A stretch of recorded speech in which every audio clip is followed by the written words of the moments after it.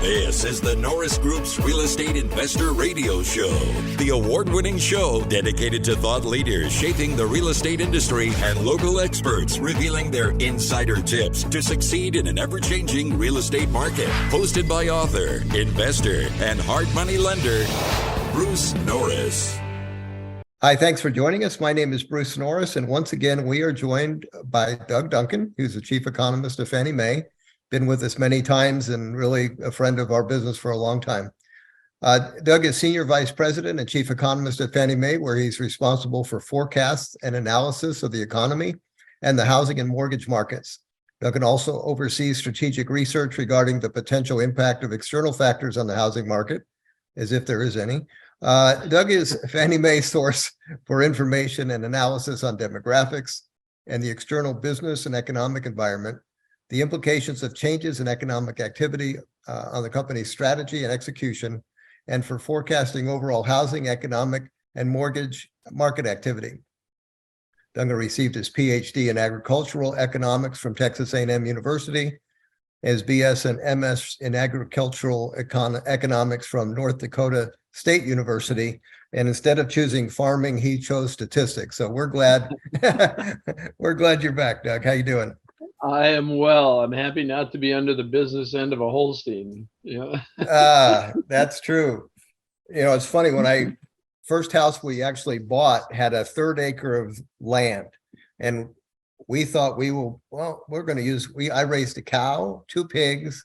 It was crazy. Yeah. So I learned I didn't want to do that anymore, but Yeah. I enjoyed being in the field, but not so much under the animals. That was an interesting experiment.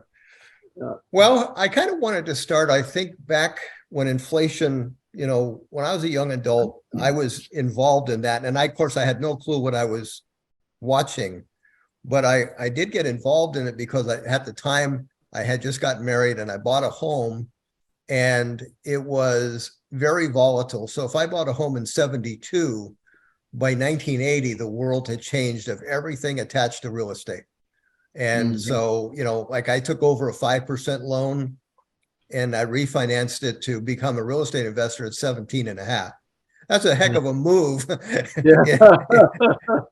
in 8 years of time, and all the volatility in between. I used to work at a hardware store, and we literally had to change prices of items during the week, because if we didn't do that, we were going to sell and buy it for more from the supplier. So we had to constantly be aware of what was this going to cost us tomorrow, so we get into it with a profit, not just another plug.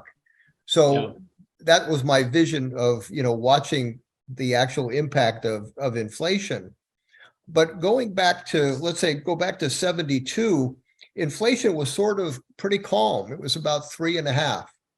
Mm-hmm. Now, was there a target back then that made them concerned? No, that's a more recent phenomenon, that the Fed would actually suggest that there was a level that they found optimal. That's post-1980, post-Volcker timing. Okay. So you're right. Inflation was relatively low in the early 1970s, and then we went into the Vietnam War, and the spending related to that and some other factors, lack of monetary discipline, led to, as you noted, very significant levels of inflation and therefore nominal interest rates. Was the word transitory invented later or during that time frame? The word transitory was invented. Well, the word itself, I'm not sure of its origins, but its use in terms of describing supply impacts on inflation is of very recent origins, basically about a year ago, or a little more than maybe a year and a half ago. Okay. So we didn't hear that word back in the 70s. You did not. You heard monetary theory, that inflation is everywhere and always a monetary phenomenon, and monetary policy acts with long and variable lags. Those would have been the terms you would have heard, driven largely by the thinking of Milton Friedman at the University of Chicago. Right. And actually, I had a lunch with Paul Volcker, maybe 6 or 7 years ago. He has, of course, passed by now. Yeah. But I asked him something about the Phillips curve, which is a Keynesian construct. And he looked up and he went, "Oh, that was discredited 30 years ago." That's pretty much how he sounds, probably, huh? That's what he said. He said, "Oh yeah, you're the mortgage guy." Oh, that is pretty funny. Well, when inflation started edging up, it was like 74. We went from pretty calm at 3.5 to 11 for 74, but then it kind of calmed back down for 75 to 77. It got in the 5 to 6 range. And so what made that turnaround? Were interest rates aggressively raised and it backed it off? They were not aggressively raised. That's why it didn't come back down to the 3.5% or whatever that level. I'd have to go back and look at monetary measures, that is, measures of cash essentially in the economy, to see what they were doing. But one of the issues was that the chairman of the Federal Reserve at that time was maintaining an easier money policy, that is, more liquidity provided to the market than less, and that was underpinning the growth of inflation. Whether it tips back a little bit at a particular point in time is a matter of timing in some instances. For example, right now you can see the headline numbers of inflation are coming down because they're being compared to higher numbers a year ago. Right. Economists call that the base effect. But it depends on what time period you're comparing to, what you think the growth rate is. That's going to reverse itself in the not too distant future, in the next 2 or 3 months. And then you may well see inflation coming back up again based on the base of comparison at that time. That's one of the reasons that Chairman Powell was really loath to use the term pause. If you watched his press conference recently, he never used the word pause. He just simply said they're going to stop raising rates at the moment. And then in the directive, in the release, said that they would monitor incoming data. Okay, so he's expecting that inflation may kick forward again. Now, that's certainly a possibility. Now, categories, that's probably not real estate related, which is a big category. It is not. In fact, we know that the real estate numbers will, in fact, be one of the things that brings the core inflation down because of the way that it's embedded in the inflation metrics. To me, what Powell is saying is reflective of his knowledge of Paul Volcker's experience in 1980 through 1982. So Volcker was appointed in 1979. He immediately moved on monetary aggregates to start the process of disinflating the economy. It started a recession in January of 1980 that ran through July, and some of those inflation numbers came down a bit, and so they slowed or eased a bit, but immediately got a burst of inflation again, so they had to tighten even more strongly. That led to a recession of 18 months, a very serious recession of 18 months. That was the action that caused people for subsequent years to talk about double dip recessions, because there were 2 dips. So that's what they're referring to, is those early Volcker years. One of the things that Powell does not want is a double dip recession. Part of the reason that he's not yet ready to say that they have paused, he's not yet ready to say they have pivoted, is waiting to see the response of inflation and the possibility that, as I just mentioned, with the base effect, you start to see a headline increase in inflation in the next 2 or 3 months. The other thing that he's working against is what's called the Greenspan put, which was the statement that Greenspan made about bubbles.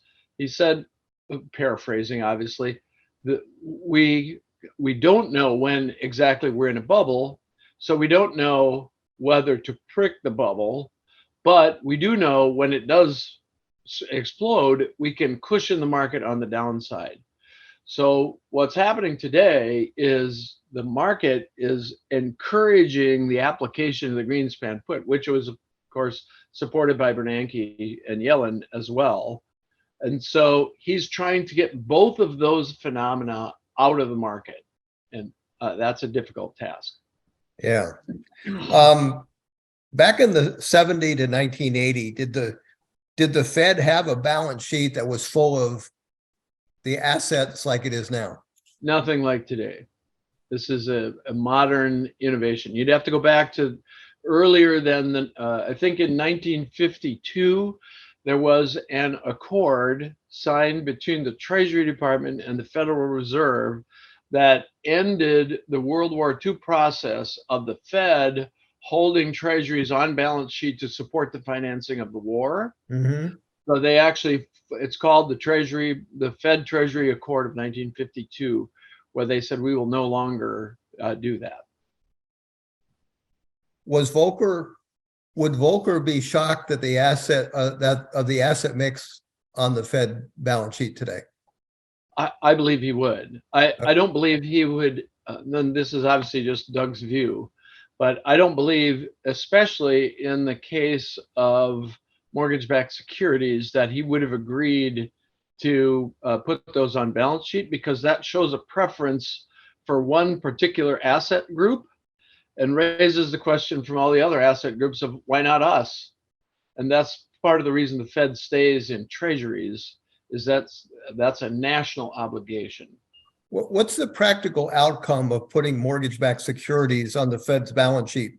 Does it just make interest rates stay low or even lower than the market would have allowed it to go? That's correct, because the Fed would not be able to purchase them if someone wasn't willing to sell them to the Fed at that yield, right? The Fed is a policy buyer. They're not an economic buyer, by which I mean their intention was to intervene in a market to change its pricing, as opposed to purchasing it based on expected risk-adjusted earnings. So it's a policy buyer. It's intending to disrupt the pricing in that space, not buying for investment purposes and earnings. So I'm sorry, go ahead. Well, I was just trying to think through it. Their cost of funds to buy a mortgage is zero? Essentially. Okay. And the cash flow that comes from that goes? It eventually gets rebated back to the Treasury. Okay. So if it's a profit, it goes to the Treasury. Right. Okay. Yeah. And if it's a loss, it's really the Federal Reserve actually it's essentially an intergovernment transfer of funds one direction or the other.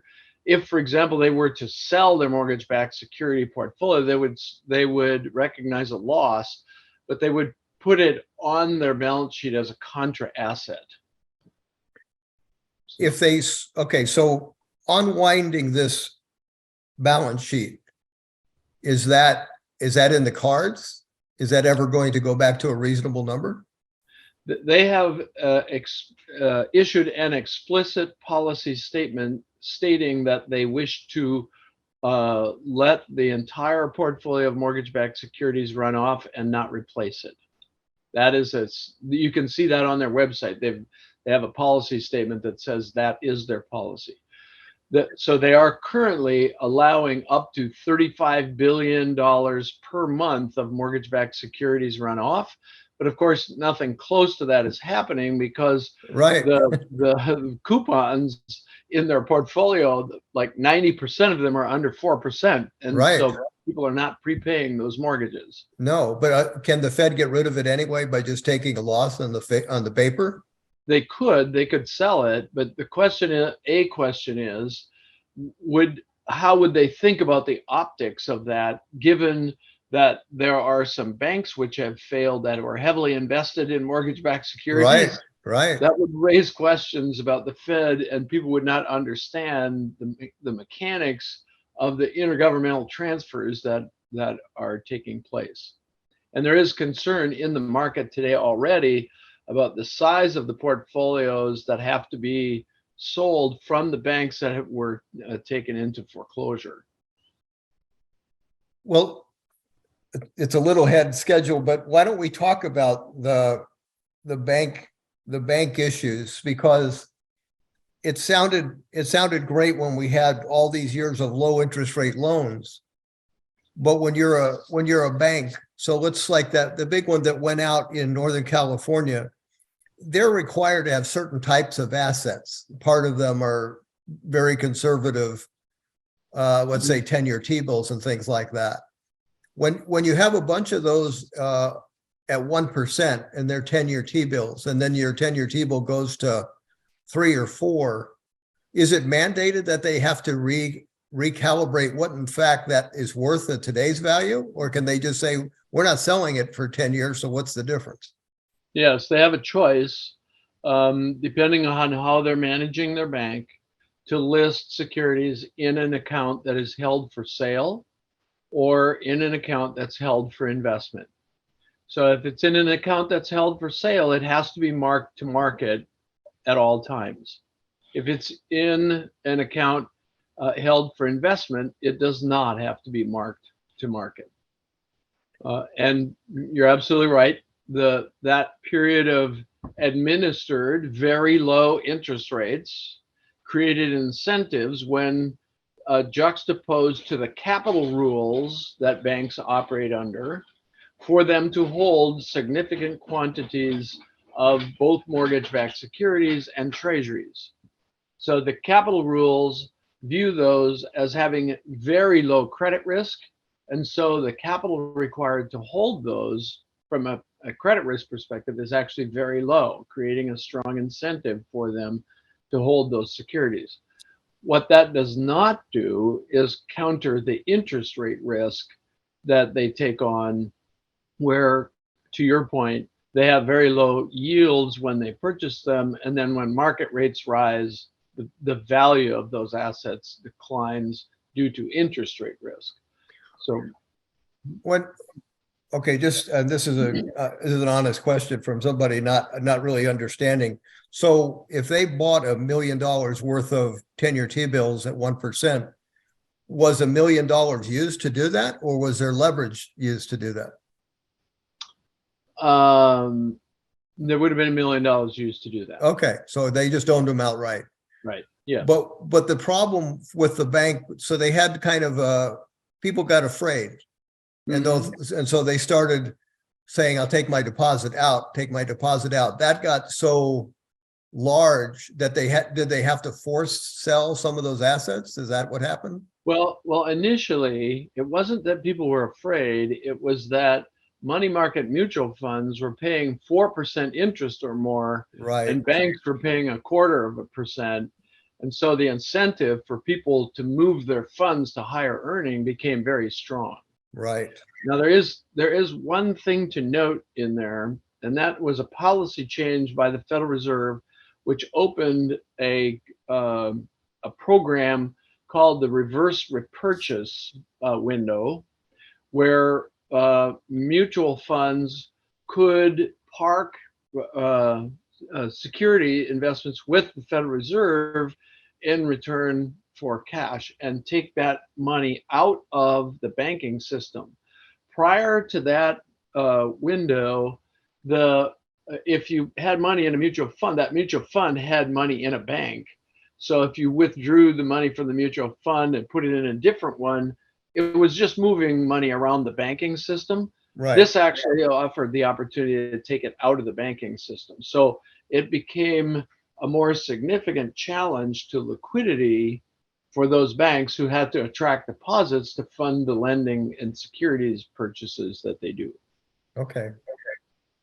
Do you feel like what we've seen so far is the bulk of the damage to the banking system, or is this contagious? Well, I always remind people it was almost 6 months to the day between the time that Bear Stearns failed and Lehman failed.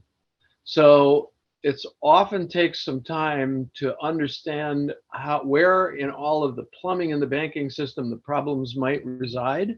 Mm-hmm. So I'm not ready to suggest that the issues are over yet. We have learned 2 or 3 pretty important things. One is there's a class of banks that are too big to fail. There's about a dozen or so banks that clearly the government will not allow to fail. And so the hot money, which is the very large deposits, typically from businesses, moved very quickly to those banks. And those banks weren't paying yields of interest, they were paying security. And so the hot money went to those banks for safety. The rest of the banks are not too big to fail.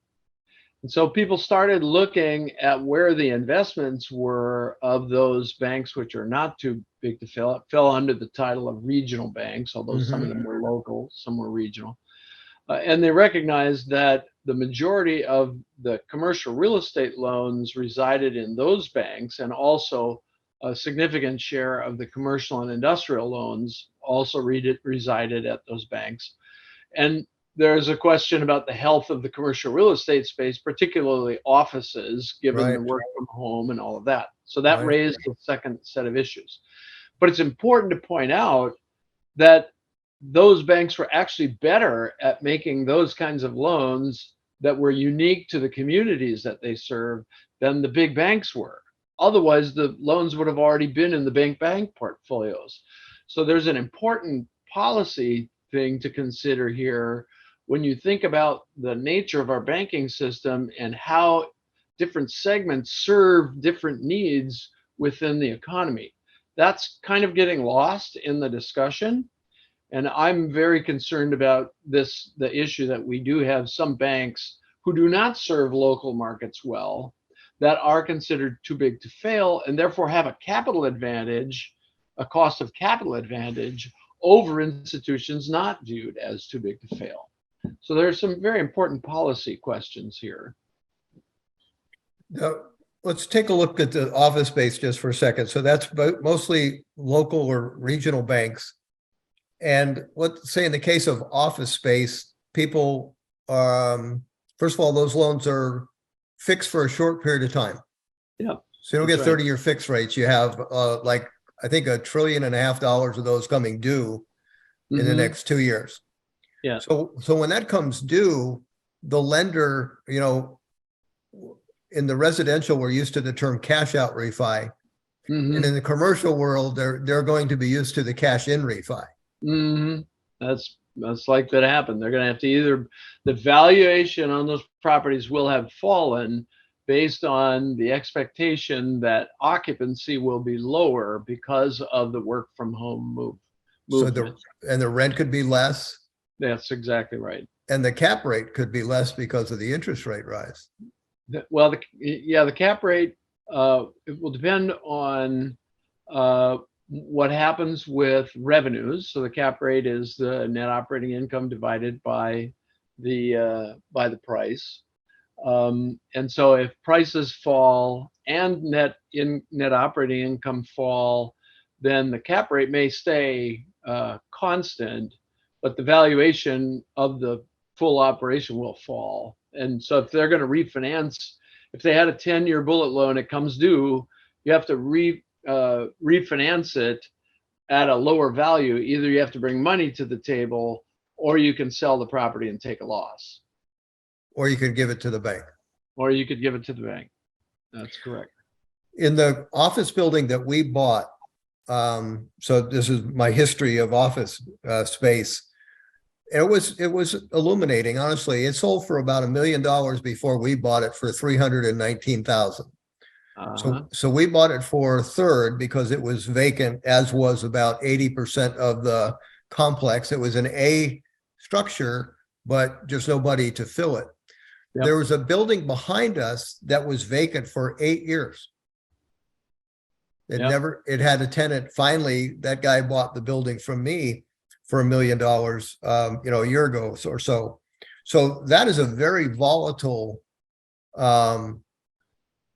asset class in a sense, because if I don't have anybody in my building, what are the odds of me getting a refi?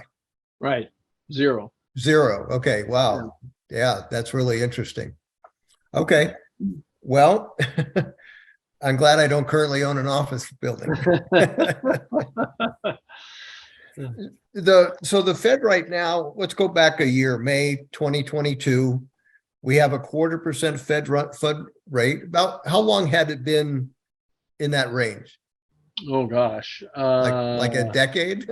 Yeah, roughly a decade. We did see a rise in the Fed funds target in 2017-18, and then in 2019 we eased as the economy was slowing a bit, and then of course the pandemic hit in 2020.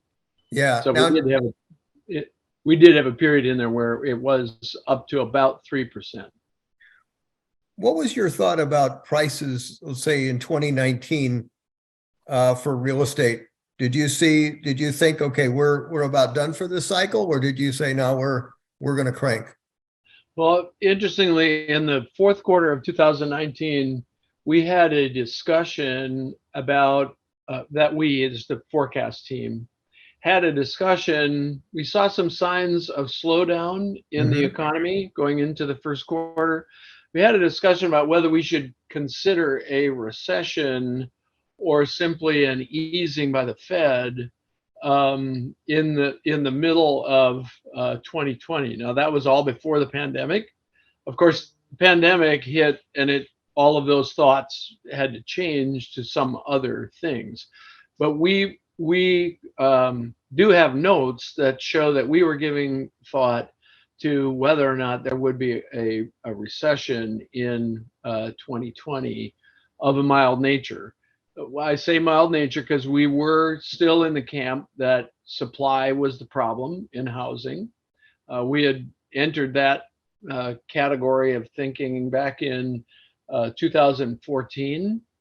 We had become concerned that with the rise of the millennials, that the building business took such a huge hit in the meltdown that it was going to be a long time to recover. So we saw an impact in 2013 from how the market was going to respond to the Fed not adding to its portfolio of MBS. That was called the taper tantrum. Right. When Bernanke made his speech, just the thought that they would stop buying MBS drove mortgage rates up a full percentage point. So we were weighing that consideration because they again started to run the portfolio, not only stopped buying, but started to run the portfolio off in 2018 and 19. Rates again went up about 100 basis points based on that change. So it validated for us that we didn't have the full information that market pricing normally would give you because of the interventions of the Fed. And we didn't know how withdrawing their interventions would change the base economic facts, but it looked to us like it was weakening the economy, and we should consider whether there would be a recession.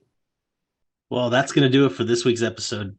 Be sure to tune in next week for part 2 of our interview with Doug Duncan, Chief Economist of Fannie Mae. For more information on hard money loans and upcoming events with the Norris Group, check out thenorrisgroup.com. For information on passive investing with trust deeds, visit tngtrustdeeds.com. The Norris Group originates and services loans in California and Florida under California DRE License 012-19911, Florida Mortgage Lender License 1577, and NMLS License 1623669. For more information on hard money lending, go to thenorrisgroup.com and click the Hard Money tab.